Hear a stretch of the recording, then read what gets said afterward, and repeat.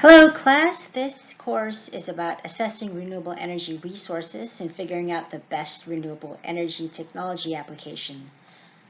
So what we're going to do is to basically start you at the very beginning, and that is energy terminology. This way you can more appropriately compare technologies and the resources. So let's begin. Alright, so first off, I just want to give a big shout out to Dr. Rausch from Elizabeth State University. A lot of these terminology slides I've taken from his presentation.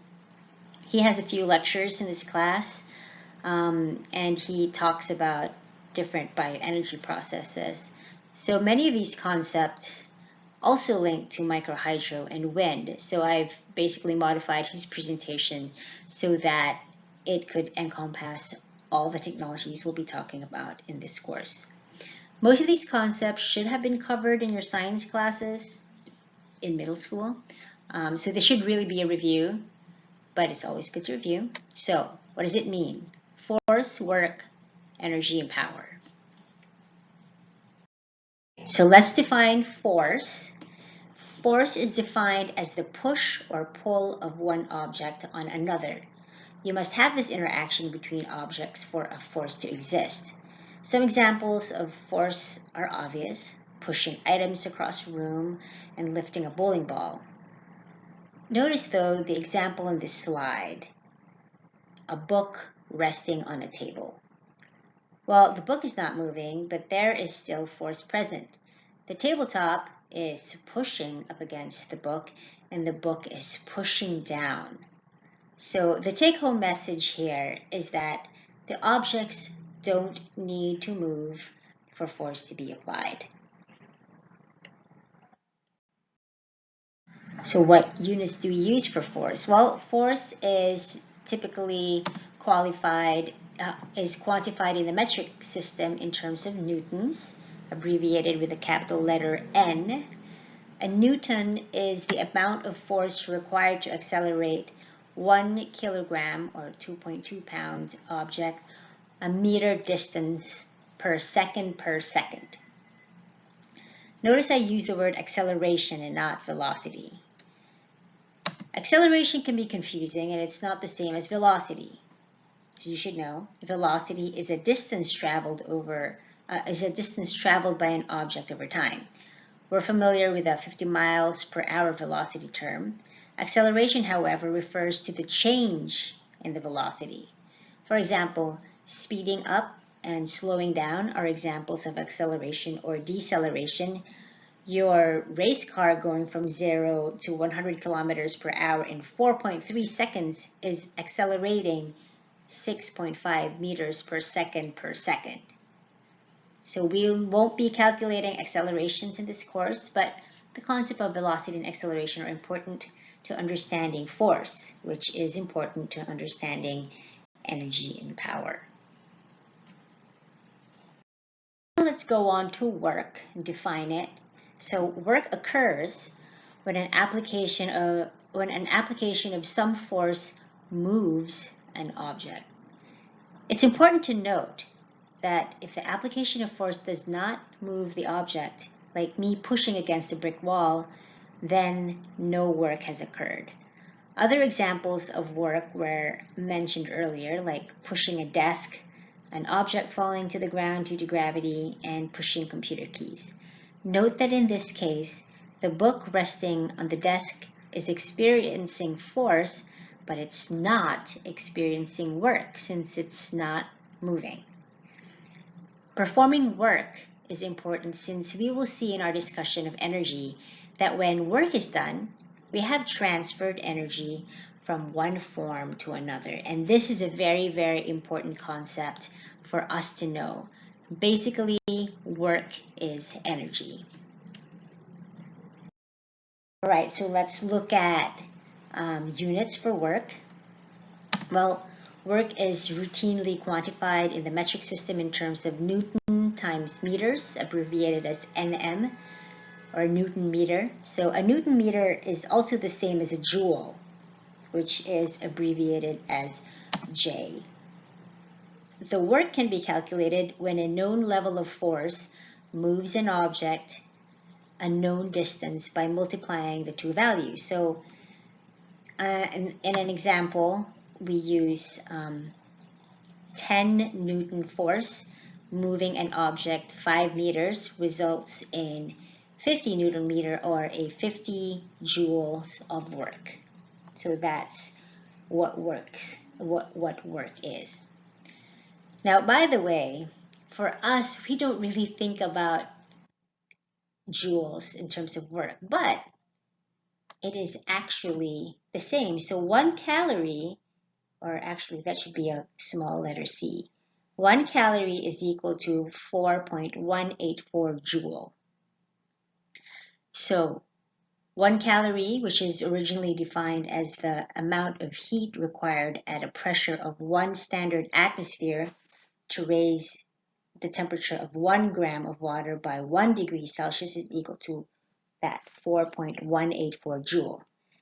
Calorie is a unit of energy. Most of us associate it with food and workouts, right? So as you will see, a calorie and a joule is a measure of energy, and appropriately it measures your workouts.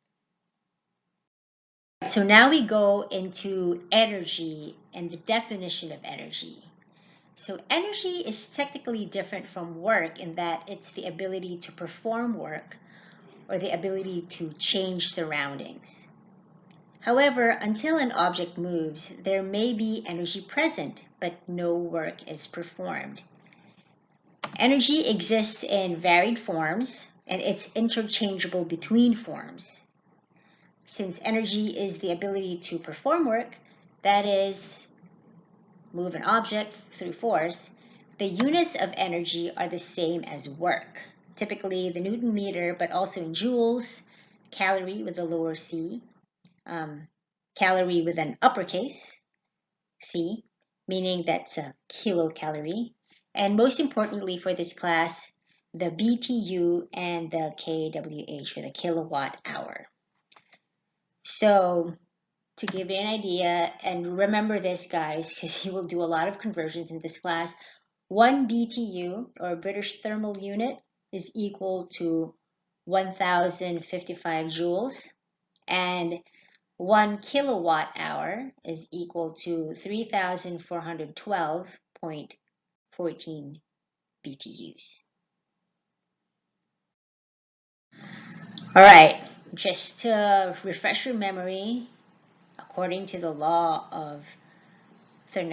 first law of thermodynamics, energy cannot be created nor can it be destroyed, but it can be transformed from one form to another. Burning gasoline converts the energy stored in the chemical bonds of the gasoline molecule to kinetic energy, or the motion of the car. The energy in sunlight is converted to chemical energy stored in carbohydrates of plants in a process called photosynthesis. Sunlight also heats an area to create different air pressures that create wind that then drives a turbine to spin, and that mechanical energy gets converted to electrical energy. A fire is the conversion of chemical energy stored in wood to light and heat energy.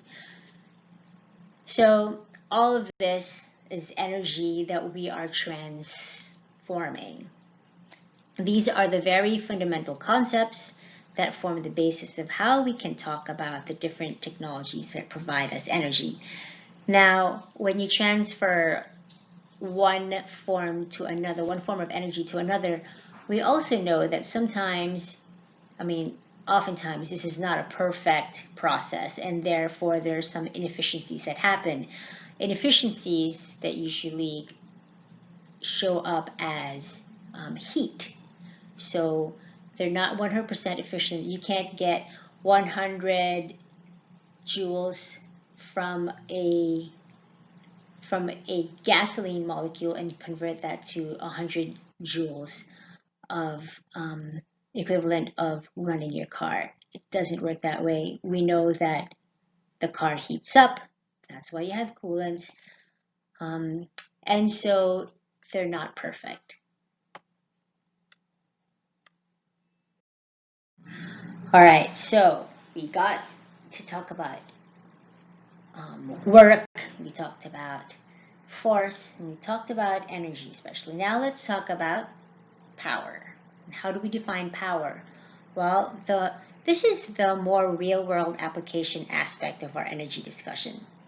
Power is the amount of work performed or energy expended per unit time. So it really is a complicated kind of derivation. It's a snapshot of time. So unless you define the energy involved in terms of some passage of time, you're not really discussing power, but rather energy or work. So note that the unit of energy in work, the Newton meter, does not involve any aspect of time, whereas the power unit of joule per second or watt, it involves time.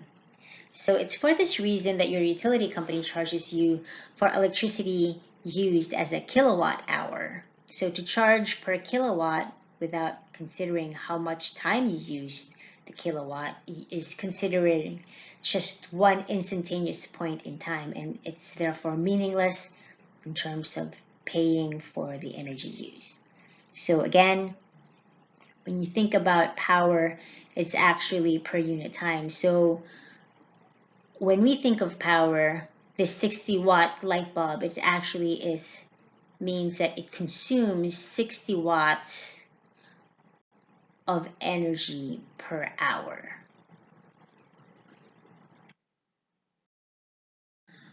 All right, so now that we have covered those basic concepts, let's talk about how they fit in the three energy sectors we care about.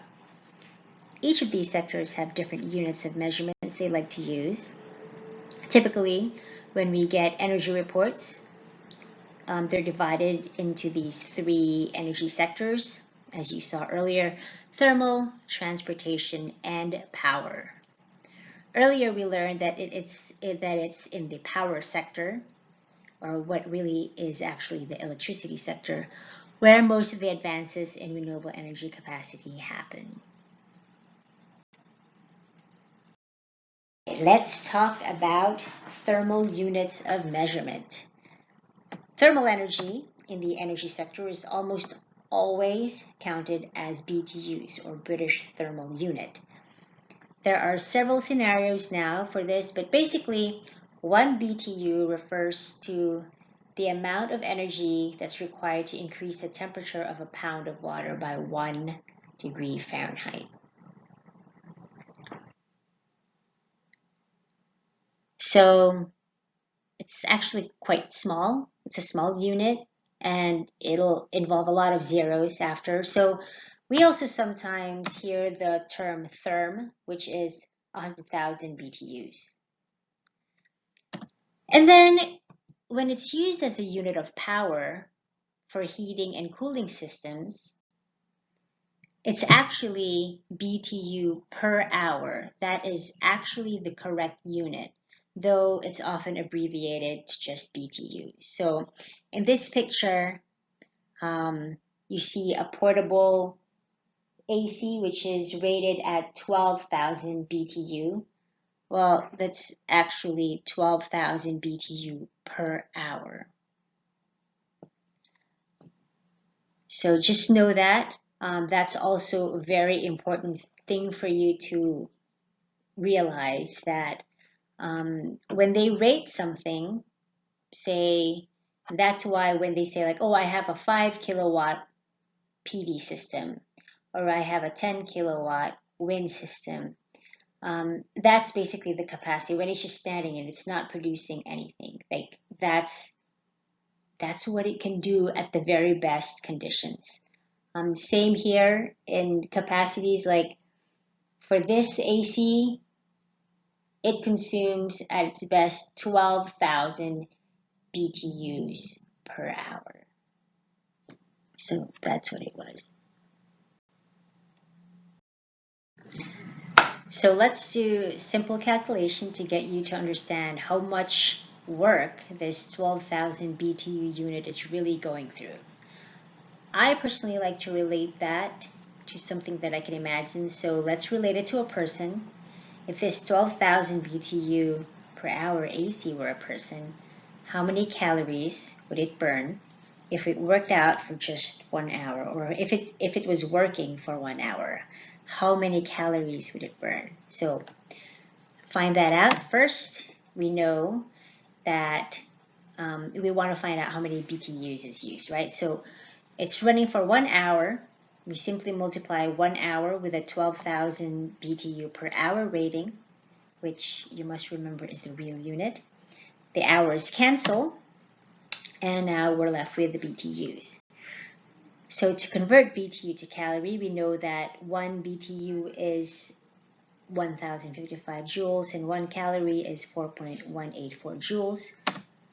Right there. So the BTUs cancel out, the joules cancel out, and we are left with the unit calorie. So multiply all of that and divide by 4.184. We get 3,025,812.62 calories with a small c, or 3,025.81 calories with a capital C, which is actually a kilocalorie. So now, when you look at that, that's a heck of a workout, because if you do the workout on the right, 100 jumping jacks, 100 crunches, 100 squats, 25 push-ups, you do that plus 2 30-second planks, you'll burn about 1,000 calories. If you do that 3 times, then you burn 3,000 calories. If you don't work out, just to give you an idea, I am a 5 foot tall, mid-40s woman who sits for work and does light exercise, which is basically walking the dog. So I typically would burn an average of 1,673 calories a day. Well, if I worked out like this and burned 1,000 calories, I would be disappearing. But that's why we eat. So I also like to put this concept in terms of food, right? Because you kind of have to, you burn calories anyway just by sitting. And so you want to eat and put energy back in your body, which is in the form of food. So if we ate 1,000 slices of pepperoni pizza, and a pepperoni pizza averages about 300 calories, well, you would get to 3,000 calories, which is how much that 12,000 BTU AC works for an hour workout. There you have it. All right, so now let's talk about the units of measurement in the power sector, or as we should really know, it's actually the electricity sector. So we're very familiar with power units because, we've bought light bulbs and they come in watts or watt equivalent, because we haven't gotten used to thinking of light bulbs in terms of lumens. When we get a 60-watt light bulb, that really means that this bulb will use 60 watt-hours of energy per hour. So as you know, the unit of energy, which is work, is in kilowatt-hours or watt-hours. So energy unit, kilowatt-hour or watt-hours. This light bulb uses 60 watt-hours per watts, and therefore it's rated at 60 watts. All right, so let's go talk about an example of power and energy in the electricity sector. So if you've been to the Outer Banks, there's a wind turbine there. Hopefully it's still there. The Outer Banks Brewery has supposedly a 10 kilowatt burgie. And when you say 10 kilowatts, that's just the name, or 10 kilowatt burgie, that's basically the name they've given the turbine. And that's because it could potentially put out 10 kilowatt hours per hour if the right conditions are met. In this case, the turbine is nominally rated at that kilowatt hour, or that kilowatt, 10 kilowatts, at a 31 mile per hour wind speed. So when the wind blows for 1 hour at 31 miles per hour, it would put out 10 kilowatt hours. Now we know the wind is not going to be consistently running at 31 miles per hour. Sometimes it'll be more, sometimes it'll be less, but for how long, that will really be tough. Like, we don't really know, right? So that's why it's important to figure out the variation and the length of the wind speeds, because this is what gets entered into wind models, and this basically determines the productivity of a wind turbine or a wind farm. So anyway, back to our example. Let's say the wind speed at Kitty Hawk blows at 31 miles per hour for 3 hours. And we know that at that wind speed, the wind turbine is rated at 10 kilowatts. So during those 3 hours, the wind turbine generated 30 kilowatt hours of electrical energy. So it's just straight up 3 hours, and at that wind speed, it's rated at 10 kilowatts. So 3 times 10 kilowatts is 30 kilowatt hours. Now, if we go back to our earlier example, can this support a 12,000 BTU air conditioner? Let's calculate. All right, so doing this quick calculation, again, can this 10 kilowatt wind turbine support a 12,000 BTU air conditioner? First, we want to make sure that they're in the same units. I give the conversion here. 1 kilowatt hour is equal to 3,412.14 BTU. We know that this 12,000 BTU rated AC is actually 12,000 BTU per hour.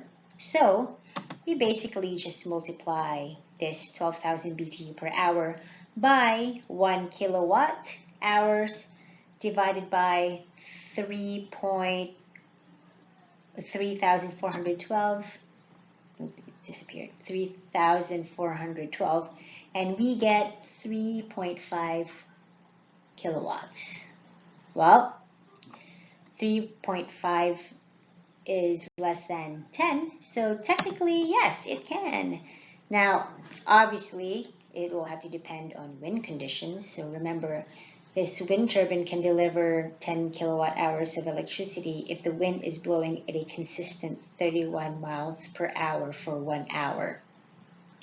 Other factors also depend on the surge required to start up this AC. But that is something that we really can talk about later on. So if you take the graduate level course on renewable energy batteries and storage, we'll talk more about these surges and why it's important to put them in the calculations. All right, so let's continue. Let's do another calculation. So let's say that the brewery uses an average of 10,000 kilowatt hours of electricity a month. And we know that this wind turbine likes 31 mile per hour winds to operate at its 10 kilowatt nominal rating. And we look at the spec sheet and we see that at 25 mile per hour winds, we can expect 8.9 kilowatts.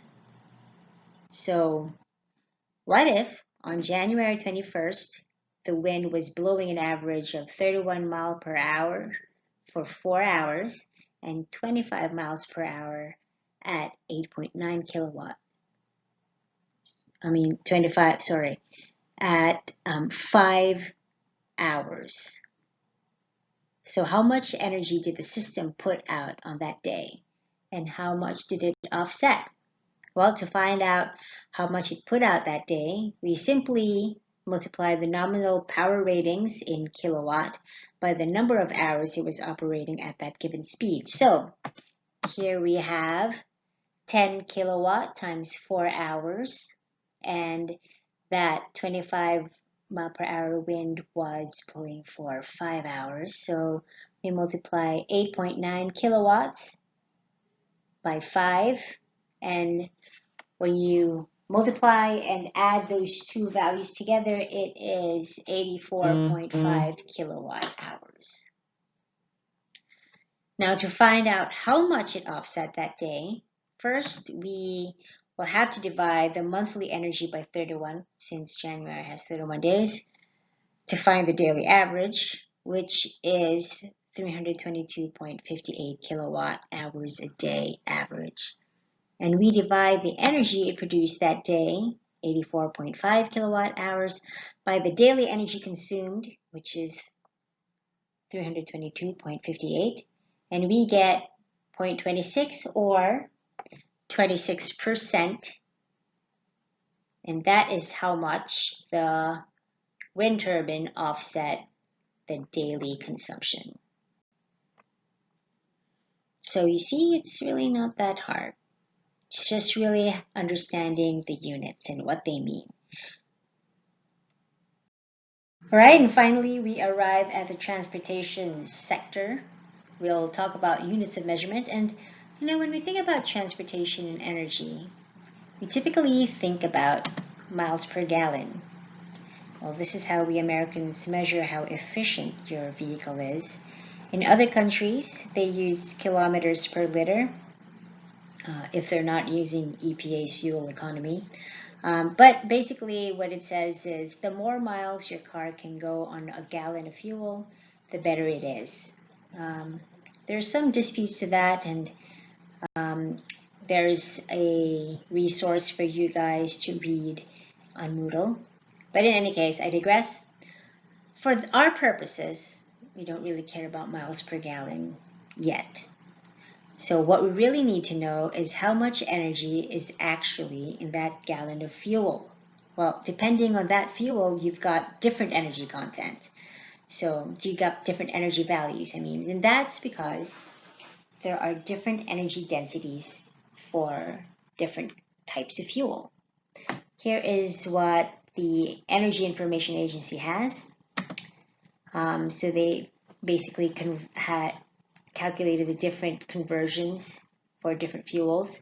So a gallon of finished motor gasoline, basically, what you get from the gas pump, that's about 120,286 BTUs. A gallon of diesel fuel or heating oil, and so they have these caveats with sulfur content less than 15 parts per million. So this is equal to about 137,381 BTU. So just looking at these two, you could tell just from the fuel point of view that a gallon of diesel fuel has more energy than a gallon of gasoline.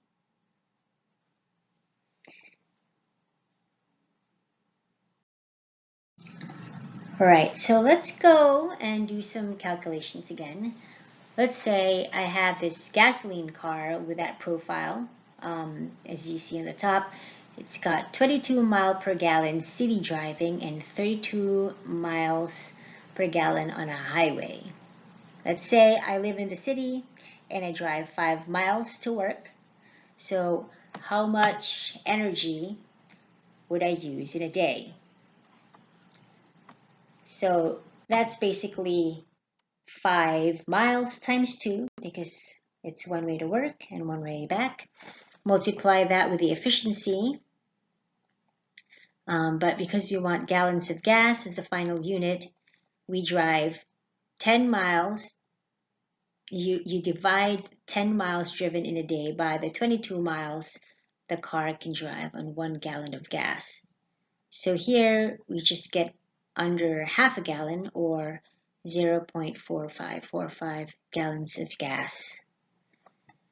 To get the BTUs, we know based on EIA's estimates that a gallon of gasoline has about 120,000 BTUs. So we multiply that with 0.4545 gallons, and we come to about 54.67 BTUs. That's how much transportation energy I expend a day. To translate that into kilowatt hours, that would give us about 16 kilowatt hours a day. Now, again, I like this in human terms. So if a human had to do this work, just imagine that is 13,786 calories with a capital C. So there is no way that a human being can do the work of this car. That's basically what it's saying.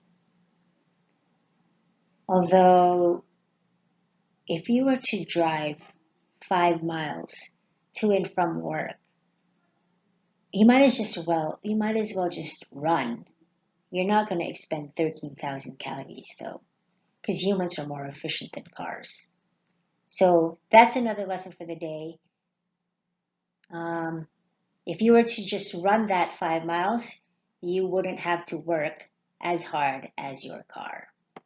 I can guarantee you that. You won't be working out 13,000 calories worth of energy for 10 miles. I know I've done it, and it's not 13,000. I wish it was. All right, there you have it. Hopefully this section helped you understand and imagine how these energy sources can be compared. Let me know if you have questions by shooting me an email. Meanwhile, I hope you take some time and kind of just do some quick calculations and appreciate just the wonders of the human body, because, honestly, humans are quite workhorses and we're quite efficient when you compare us to machines. All right, guys, have a great day. Shoot me an email if you have questions. Bye.